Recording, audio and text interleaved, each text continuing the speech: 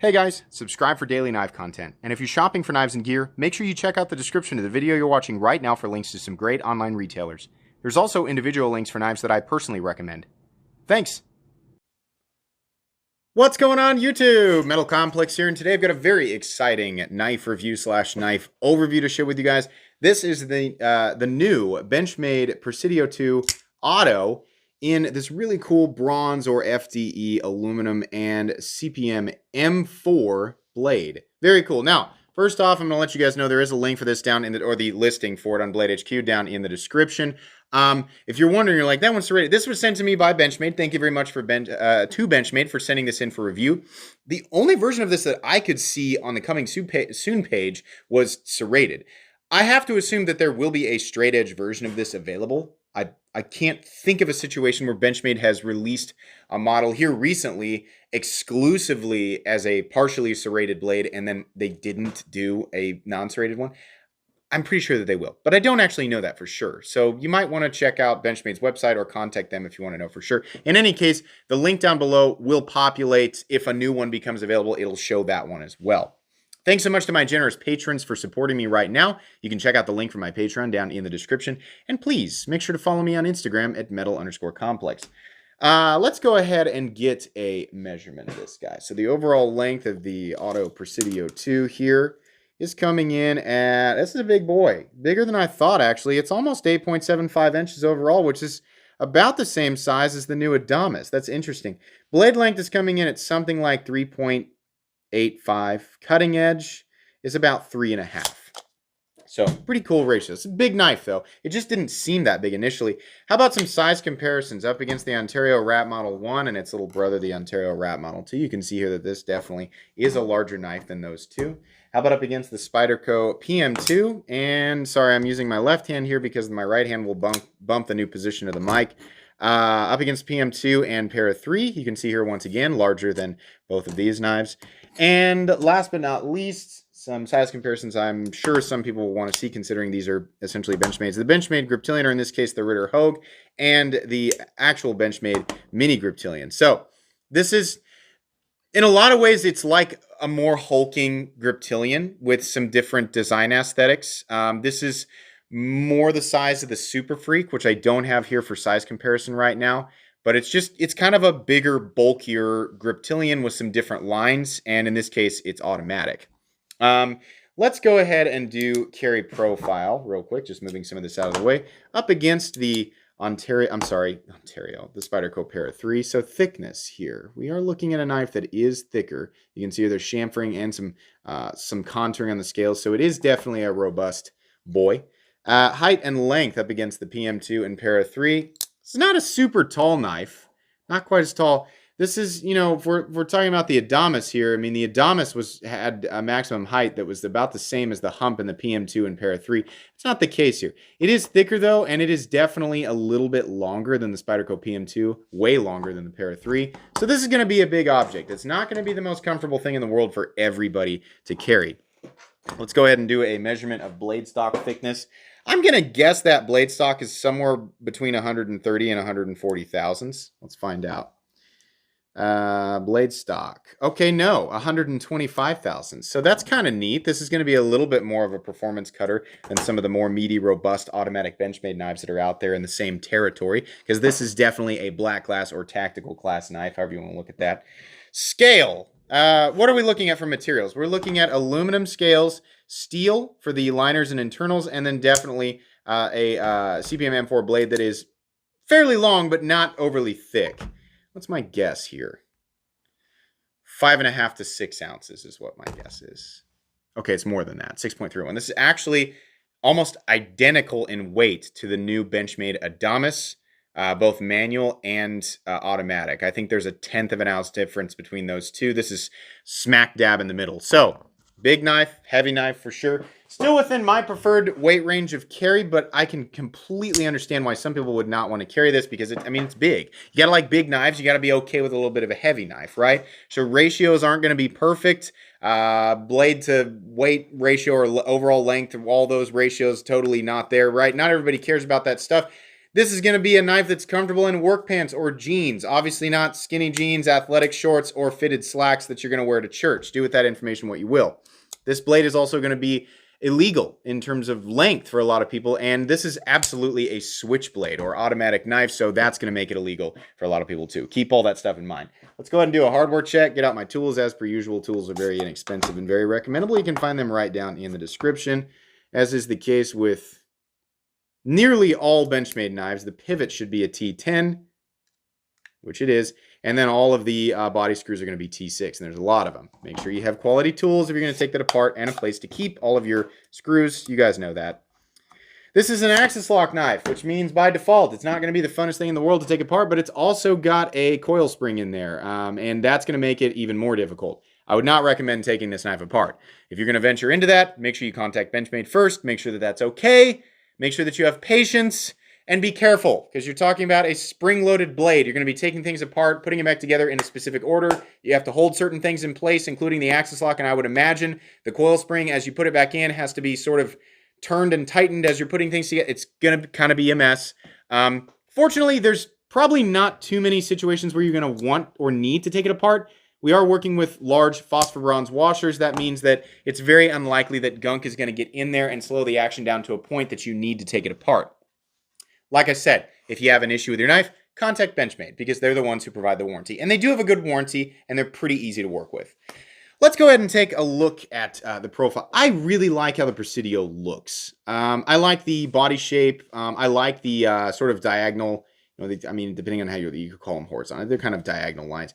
They do absolutely provide meaningful traction in a way it's nice, because running your fingers over this stuff, it's not like catchy or it's not like you could shave your fingernails on it. No, it's also not something that's going to aggressively fray up your pants as it comes in and out. But in hand, it does provide meaningful traction. And this is one of those really cool handle profiles that locks you in because of the curvature. But it doesn't demand that you put your hands in exactly one specific spot. Obviously, if your hands are bigger than mine, you might be like, dude, I'm confined on it, right? If you have like 2XL or 3XL size hands, if you're a giant person, your hands might fit, but you're going to be much more confined. Somebody like me who wears a regular XL glove, right?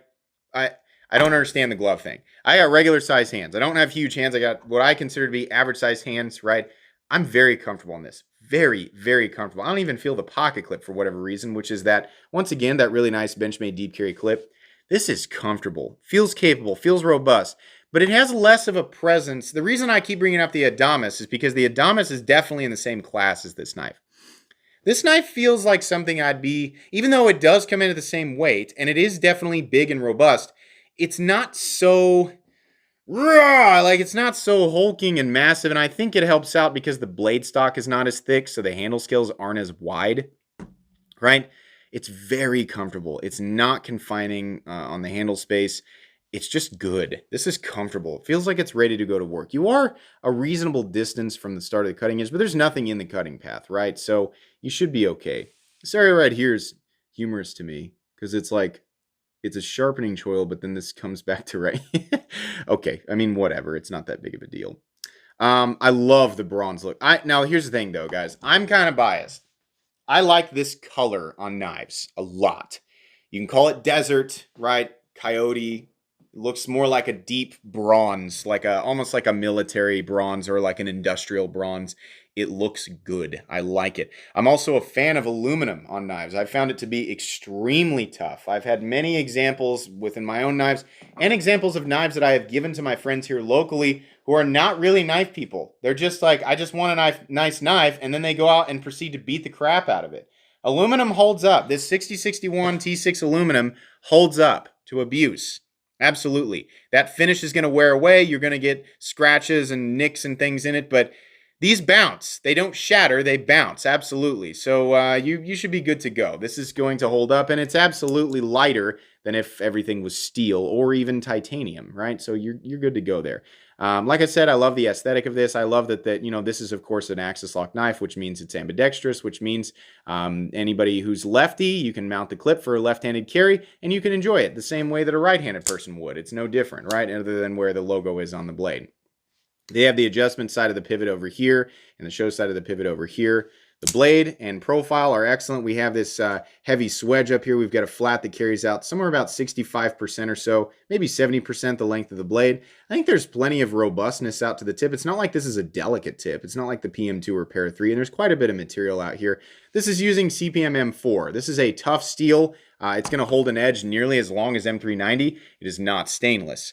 So you know, people who live in an area where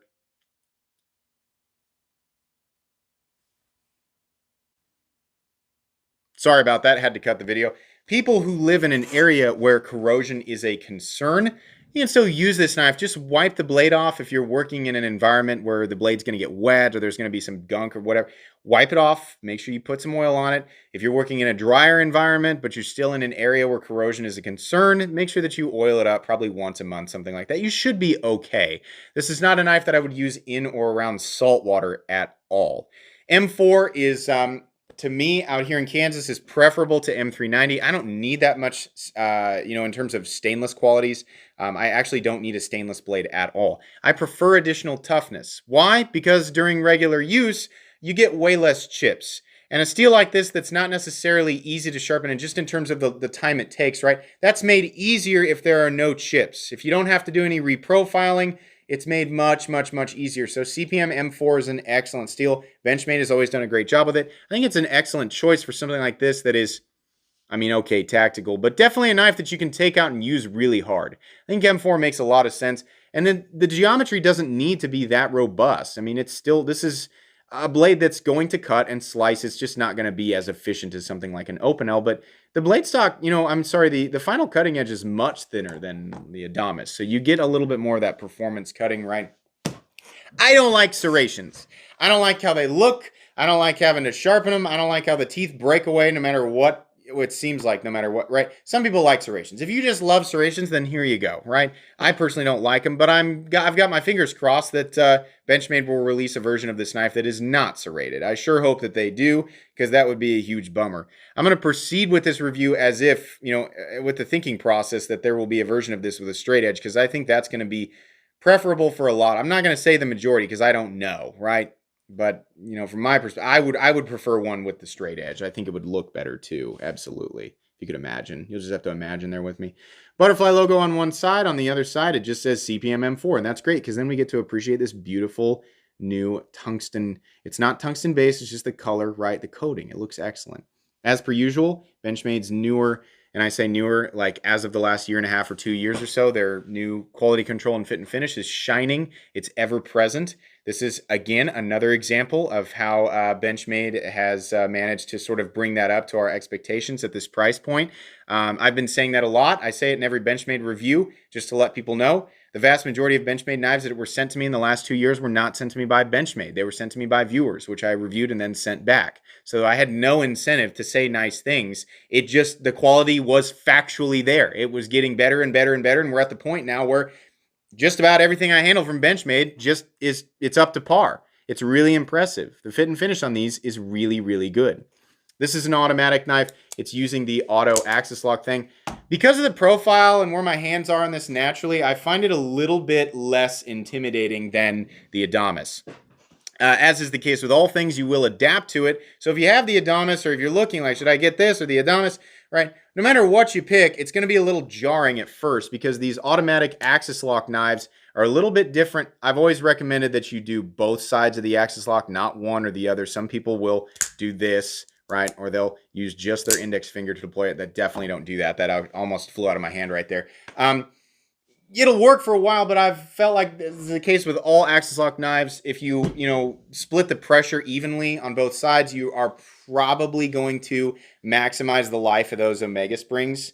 If you're just putting pressure on one side over and over and over again, I think that side is the one. If an Omega spring was going to fail, it's going to be on one side. I think it's better if you put. So anyways, while you're doing that, it's a little bit less natural to me than having a firing button like this and just pushing it, right? But once you get used to it, it's fine. These are very powerful. Every Benchmade axis lock auto that I've ever fired has been really powerful. And they have an awesome sound to them as well. Let me let you guys listen while I'm not talking. And I'll put it up next to the mic. Yeah, they sound cool. Sounds awesome. I love that, right? Does that translate to use? No, right? The wood or rubber or rope you're about to cut will be terrified, right? But it sounds cool, right? It just does. Fit and finish all the way around, great. We have contouring, heavy chamfering, these areas right here, really nice. I mean, that's just, it's nice because it's not blocky in the hand. It's nicely carved down. It just feels good. We have standoffs back here, not a backspacer. I prefer that, easier to clean out. There is a safety, so you can lock it in the open position, and you can also lock it in the closed position so that if you've got it laying down and, you know, Joe Schmo walks up and, oh, cool, a knife, and he pull it, then he doesn't fly out of his hand and flip around and stick into his shoe, right? I mean, obviously don't leave your automatic knives laying around, but, you know, in infinite possibilities, right? People make mistakes, so sometimes it might be nice to lock it if you're going to leave it somewhere, right? If you're going to leave it wherever, but it doesn't necessarily need the safety, but these safeties, the way that Benchmade has them, they're not in the way and they're not loose enough. It takes a pretty deliberate effort to lock it open. You can hear it clicking, right? It's not like you're going to, oh, I'm using it. Oops, I accidentally locked it. Oops, it's not working the way that I subconsciously thought that it would, so I accidentally dropped it. But no, that's not going to happen, right? I mean, it's not going to. It's also not likely it's going to go off in your pocket. People are always concerned with automatic knives. Is this thing going to deploy in my pocket? No, I could not imagine the specific circumstance where something in your pocket or some movement, right, where you're walking makes that axis lock go backwards, right? And in any case, if you're like me, you carry these knives up against the back seam of your pocket. So even if it does, no, it's going to be fixed in there with a pocket clip. It's just not going to happen, right? I mean, I can't imagine a circumstance where that's the case. Benchmade doing a great job of keeping the lanyard hold back here and out of the way and not prioritized over the clip. The clip is in a great spot. It's definitely a deep carry clip. This is a great pocket clip. I love it. There might be a little bit of resistance because of these ridges here coming in and out of the pants, but largely I think you'll have a pretty pleasant experience. It should be one hand in and out unless you have a really thick pocket seam, which, okay, no big deal, right? This side, much the same as the front, except for the adjustment side of the pivots over here. And if you're right-handed, the pocket clip's going to be on one side, obviously. Centering on this guy, dead perfect. Lock up. Left-handed deployment. A little scary. Absolutely solid. No blade play up, down, left, or right. This is very smooth. There's no grittiness in the action or anything like that. This is cool. I like this. Again, assuming that they will make a straight edge version of this. Again, if you love serrations, then okay. You know, great. Cons, big knife, heavy knife, pretty thick knife. Going to be illegal for size and double illegal for its automatic or switchblade nature. This is definitely a switchblade, right? This area right here is weird. The sharpening tool transition here, maybe the straight edge would be different. If they only release this knife as a serrated version, which I honestly should, Benchmade, if you're watching this right now, I should have asked you about that. I should have, right? I feel like they would. I feel like they would release this knife with a straight edge version. I mean, the outcome to this review is very different if it's strictly serrated, right? But assuming that they will release a version of this with a, just a plain edge. I keep saying straight edge, a plain edge, right? This is really good. One issue, right? Everybody knew it was coming. The price. What's the price? US made automatic.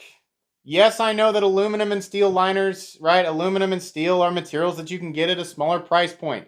Do they take the same form? Does that form cost the same between some of these budget Chinese manufacturers and US, higher end companies like Benchmade, right? No, it does not take the same form. We cannot reduce the, everybody, you can do what you want. You can think how you want, but I do not reduce what I think the value should be or the cost should be just to the materials. On top of that, we are looking at M4, right? Combine that with Benchmade's much, much, much better quality control and fit and finish versus a couple of years ago. All that in mind, right? Combination of their warranty, which is very, very good. The price is $255. It's up there. Let's think about competition, right? The Microtech LUDT, some other companies that make some US autos, but yeah, right? Microtech LUDT and largely what ProTech is putting out right now, right? They like the $200 to $230 department. So this is 25 or so up from where I think is the normal area for those knives. It's high, but there's a lot of good here. If they only release a version of this that is serrated, I'm going to be kind of bummed out, right? But It's up there. I would have liked to see this knife at about 230 bucks, but it's like I always say, everything could be 20, 25 bucks cheaper, make me $25 richer, right? This is a good knife. It's a capable knife. It's a well-made knife. It's a well-thought-out design. This is a knife that I would absolutely carry and use, right? It's a little bit longer than what I prefer to carry, but for whatever reason, the presence, and I think it's because it's thinner than the Adamas, it's just not that bothersome. It is going to be heavy, though. It's not going to be for everybody, but I think generally speaking, I think this is a recommendable knife. I like it. I just really wish just about everything that Benchmade put out was about 20 bucks cheaper. There are definitely knives that Benchmade puts out where I'm like, you know what? The price is there. The Manual Adamas, I feel that. The Super Freak, I feel that one too. Some of their Griptilians are pretty well priced, right? I think that's the case. A lot of their stuff is just confusing. This is one of their better priced autos. This is one of the more recommendable auto knives, especially people who like the more robust, overbuilt stuff. So the price is okay. It's okay. I'm not mad about it. I'm just like, nah, it's all right. I like the knife though a lot. If you can get past the price, you're really, really gonna like the knife. Absolutely. I will link this guy right down below. No idea if it's gonna be available or not by the time you guys see this video, but it's linked down there. It'll populate, right? I really hope they do a straight or a plain edge version of this. This will also go in my Benchmade Knives playlist. So if you like Benchmade Knives, you can check that out. Thanks so much again to Benchmade for sending this in for review. Guys, make sure to follow me on Instagram at metal_complex. If you enjoyed this video, please leave a like. If you'd like to check out my other content, I do, of course, have lots of videos of knives that are either expensive or inexpensive that I do or don't like, so check those out. And if you enjoy all my content, go ahead and click on that Metal Complex logo right there, and subscribe because there's definitely more coming. Thanks again for watching, everybody, and have a great day.